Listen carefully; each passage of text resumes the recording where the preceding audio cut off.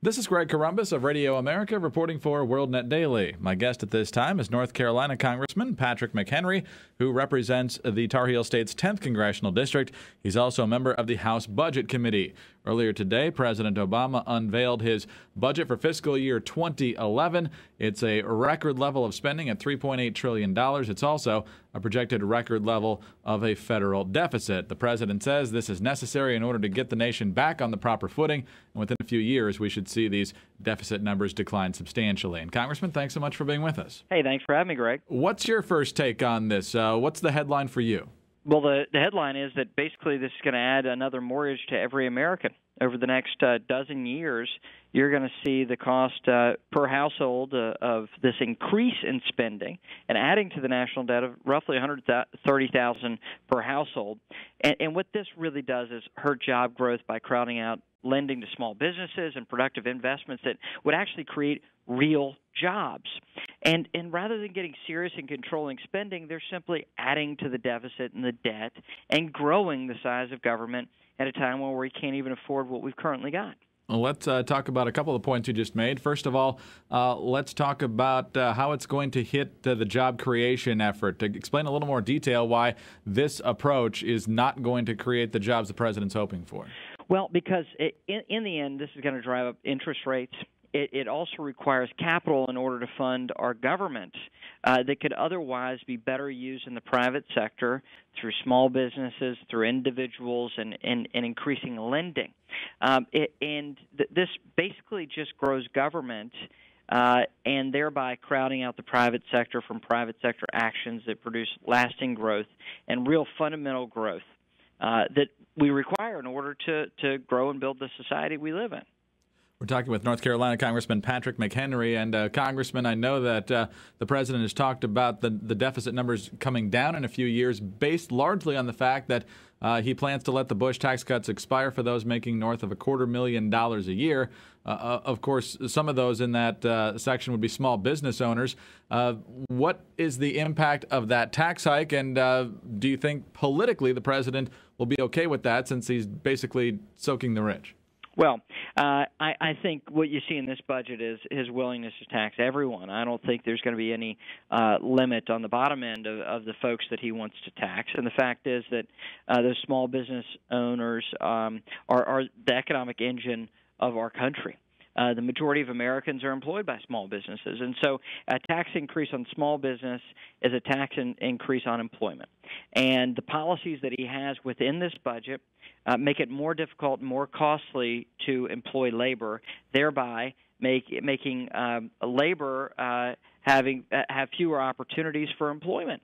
This is a dangerous trajectory we're on, and a very costly one because they're growing the size of government and raising taxes and increasing the share of government in terms of the total economy of this country. At this point, we're going to have the largest federal government in the history of our nation, even when you apply it to a standard of measurement against the rest of the economy. It's higher than any federal government since World War II. And we were fighting 2 world wars at that point. Right now, we're just seeing a Washington that is really pigs at the trough and trying to consume more and spend more. The Congressman, I don't know if you heard the president's comments today as he unveiled the budget, but he sounded a pretty familiar theme when he said, I walked into this office with over $1 trillion in deficits. The previous administration and the previous Congresses engaged in what I believe he called a decade of profligacy. What do you make of his prefacing the need for this type of budget with what happened over the previous decade or so? Well, look, Bush was by far not tough on spending, but if you add up the 12 years Republicans controlled Congress, the total deficit they created was $1.2 trillion. That was over 12 years.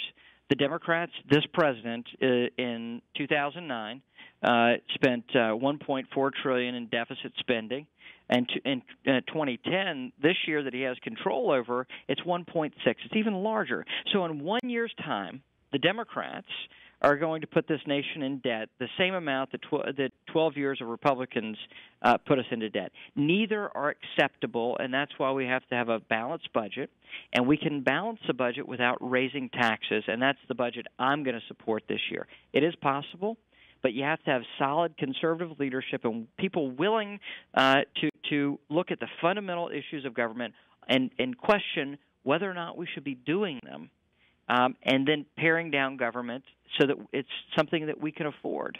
Congressman, if you look at the recent elections in Virginia and New Jersey and Massachusetts, it appears that Americans are getting a little bit leery about the amount of government intervention, the amount of government spending. At the same time, though, you mentioned that there is a way to do this. Get a little more specific, whether it's in terms of tax policy, what programs you would eliminate entirely or reduce drastically. How do you get rid of this much red ink?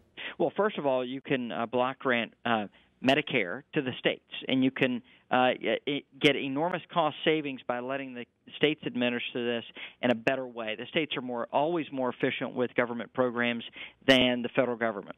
Number two, we step back and say no to this massive government takeover of health care. That'll be enormous cost savings by not allowing the government to get into $1 trillion worth of health care activity over the next decade. Number three, we can say no to job-killing legislation like cap and trade or cap and tax. Those things will all help us get reoriented to pro-growth tax relief for small businesses, and those types of things will allow us to grow this economy. That's what we have to do. We have to have both pro-growth tax policy and say no to bad government policies like this health care bill, like cap and tax, and you name half the government programs that the president's created just in the last year. We can get rid of all of those, not just half of them, but all of those, and actually get real cost savings. Congressman, we're also hearing that the price tag on this second jobs bill will be about $100 billion.